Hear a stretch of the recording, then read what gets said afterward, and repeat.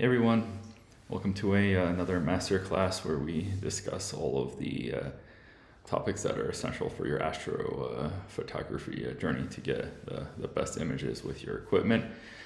Today we're going to be having a discussion on how you can easily capture the Milky Way with just a setup like I have over here with a tripod and a camera and a wide angle lens. So we'll discuss the relevant camera settings that you need to worry about and how you should configure that. Obviously, I don't have every different camera from every different camera manufacturer, so these some of these things will be just general guidelines, and you'll have to look up exactly how your camera body or lens will be having these specific configurations. So if you don't know who I am Sam Groth. I run Growth Galleries Astro. I run workshops in Western Colorado and have online education. You can find me on Instagram below to see some of my work. And yeah, so let's talk about your camera. So let's very briefly discuss which camera and lens you should be using. So if you just have like one camera and one lens, then there really isn't a whole lot of choice to be made. You can try to see what you can capture with that. But if you have options, what you want to look for is you want to look for preferably a full frame camera sensor, but this is not required. And I would say it's not the most important thing, but your lens, maybe you should think a little bit more about that.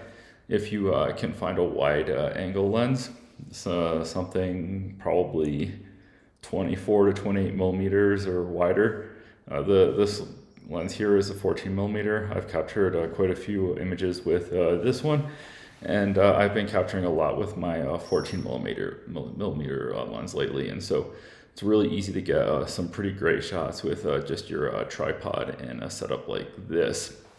So another consideration you might want to make is your widest aperture setting.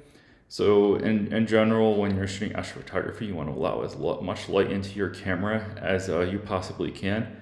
So this lens here opens up to aperture f1.4, in which is just about as good as you can get for most lenses.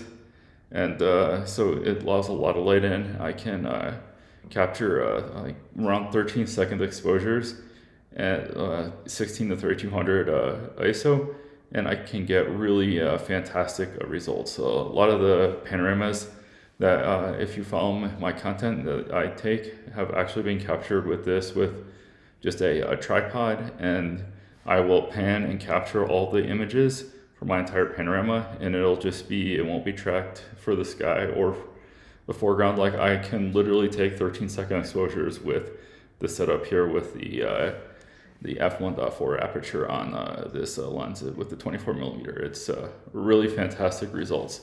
So you don't need to learn a whole tracker and do all sorts of stacked imaging. You can start with a very simple setup like this. So yeah, so let's say you have found the camera that you have, and you found your wide lens with a very wide open aperture. So then what are the other considerations you should be making on your camera? So I mentioned a couple of them. You want to have the right ISO setting, and you want the right shutter setting. And so like on your camera, I cannot tell you exactly how to do it. On my camera, like, there's a little knob up here. I can switch the mode from like an auto mode or to aperture priority, shutter priority. But for Astro, you basically want to shoot in all manual. So you completely control every configuration that you are using for capturing your image. So you'll want to fix your aperture as wide as it can be. You'll want to fix your shutter. So your shutter is a little bit more complicated. So the general rule that I use for shutter is I take 300 and divide it by the focal length of your lens. So the 24 millimeter lens here, so 300 divided by 24, I forget what it is exactly. It's about 12.5 seconds. So I stretch that out to around 13 seconds. And my stars are probably not perfect, but for my purposes of creating images, you probably won't notice it that much unless you zoom all the way into your photo. So I get about 13 seconds with the 24. So for example, let's give a different one. So if you have a 14mm lens, then you would do 300 divided by 14, which is about 20 seconds. And so I was out capturing earlier this week, and I was using 20-second exposures with my 14mm lens, just the camera on the tripod like this, and I got some really fantastic results. So yeah, this applies basically to any focal length. If you had 10mm, right, the math is very easy there. You can shoot a 30-second exposure. Your stars will be pinpoint stars in the image, and you can capture even more light. So you can see that if your aperture opens wide enough and you have a very wide open lens like this, you can allow light, a lot of light into your image. So let's see, what else? Oh, you need to worry about also focus. So you may not have thought about this if you just take your camera out and take pictures with it, and the autofocus will work sometimes, or maybe it won't work, and maybe it'll be frustrating because you won't see the image, part of your image in focus. But for Astro, you need to take care of this manually. So I can't tell you exactly how to do that on your camera. There's probably somewhere in the menu where you can change the focus from autofocus to manual focus, or maybe there's a knob on your lens. I have both options on my camera here. And then what you do is you twist this knob here. What you want to do is you want to make sure that your stars are in focus. So after you've configured all of the other settings that we discussed, the aperture is wide open, your shutter is set to 300 divided by the focal length, and then your ISO is somewhere in the 1600 to 6400, depending on how wide your aperture is. You might have to run some test shots to figure out what's the best for you. Then you want to you need to make sure that your stars are in focus. So you point your camera towards some really bright stars, and then focus towards infinity. So my camera here does not have a physical location on the camera that's infinity. It's completely digital. So if you turn this knob, you'll eventually get to something that's close to infinity. And with many lenses, you can actually go slightly beyond infinity focus, which again would be out of the whole thing would be out of focus. So you want to make sure you're very much right at the infinity focus point. And so if your lens has the exact point visible on it, that could be very easy for you, or it might be a little bit trickier if you have to make adjustments and point at a bright star and look and see. So the general rule is the smaller the star is, the more in focus it is. The wider the star is, the less in focus it is. So you can sometimes try taking out of focus star images, which can be pretty cool. But this is a tutorial on how to get your Milky Way in focus, so you can see all of the details. So once you've got everything set up, then you need to make sure that your tripod is in a very sturdy location. So this is assuming you have a tripod. You don't want to put it on loose sand or something, or if it's windy, you want to be really careful that it's not going to blow over or something like this, because the weather can be changing a lot, and you just want to make sure everything is solidly in place and not going to have any motion from any source. And then once you have that, then you want to probably use some kind of a remote shutter for your camera if you have that. If you don't have that, use some kind of timer.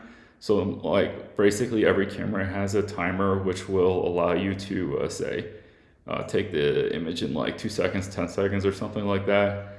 And so it's common to use this for self-portraits or something like that. You can just set up your timer to 2 seconds, 10 seconds, whatever's available. So push the shutter, take the shot, then you look at the results. And if the results are looking good, then you might be happy with that.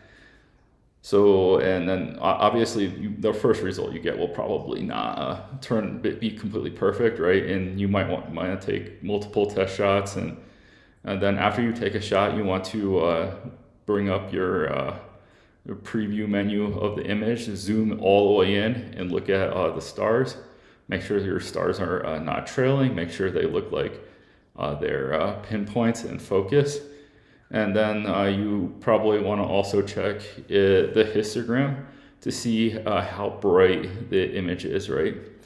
So if you're hoping to capture, or in your editing process, if you have one, some detail on the foreground, you need to make sure that you have not clipped the dark point. You also want to make sure that if you're shooting like 6400 ISO and your aperture opens really wide, you might actually be able to blow out the core of the Milky Way. So you want to be careful that you haven't done this either. So just look at your histogram and make sure that there's there should be like two optimally, if it's perfect, if you can get enough light coming into your camera, you want two hills in your histogram. The first hill will be the brightness of the sky. It'll be bright on the brighter side, and then you'll have a smaller hill like that could even maybe be slightly clipped and it would still be okay, and that would be the lighting for your foreground of your image. And so yeah, all of these settings are like requiring you to have clear skies without significant light pollution. If you have significant light pollution and your skies are not clear, your results might vary a little bit. You might have to, if you have light pollution, you might have to reduce your settings a little bit. Like I shoot all the way down to like 800 ISO and like 8 or 10 second exposures at like 1600 or 3200 if there is really bad light pollution, in order to not have like a blown out light pollution halo.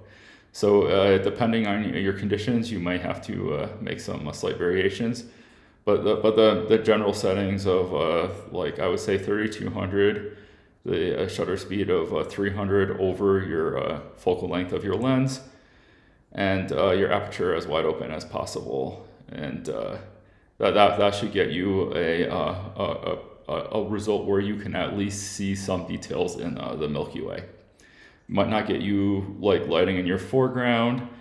You might if you want to just silhouette like something against the sky, that could potentially work, especially once you start getting into the 3.5 to 4.5 or whatever aperture lenses. You're going to have a lot more trouble getting detail in your foreground, but you should still be able to see some level of detail in the sky. So yeah, other considerations you might want to make, you probably want to think about shooting in RAW file format if you haven't done that already. That'll allow you to do some post-processing on your images. My previous two videos were covering that, both for editing on your phone and editing on your desktop, so you can reference those if you've never used Lightroom before. I highly recommend it. It works really well, and if you go through the steps that I show there, you should be able to really enhance the details of your images. So yeah, so like you can see all the images behind me here. Like a lot of these are actually like super complex images, and I just want to like help you so that you can just get started with like a very simple image, and then on your path you can eventually hopefully pick up the additional equipment that you would need in order to create some of these more complex images. But I highly recommend that you start with a more simple process, and once you've mastered that, just keep adding complexities into the process. So yeah, these are some of the basic considerations. You could also, if your images are not looking the right color, you can try to adjust the color balance of your image. If they're looking too blue or yellow, you can figure out how your camera will adjust the color balance and like play with the color and see what you like. And then if you're happy, once you're happy with it, then you can say you got your first image. Yeah, another thing that you might want to do is a lot of cameras will by default have what's called long exposure noise reduction enabled.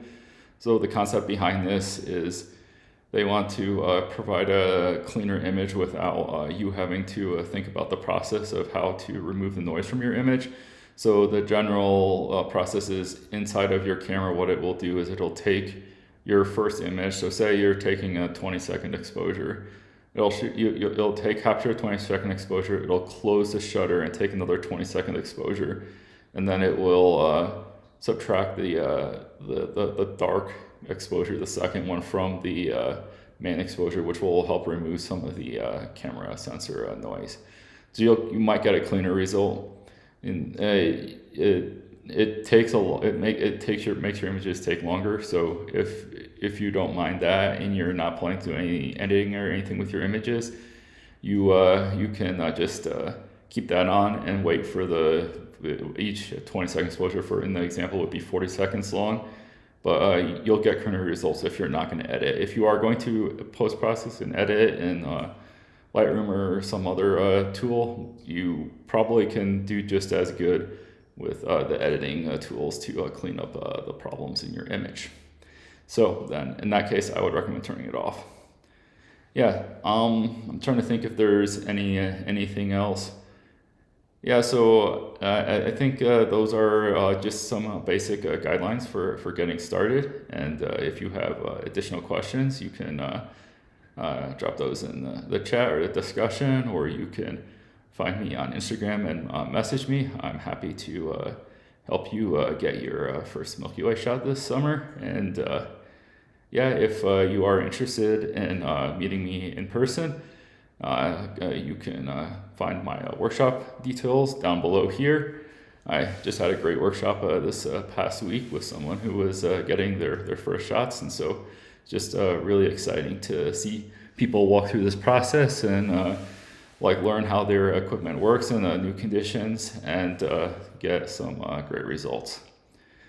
So yeah, hope you guys all have clear skies.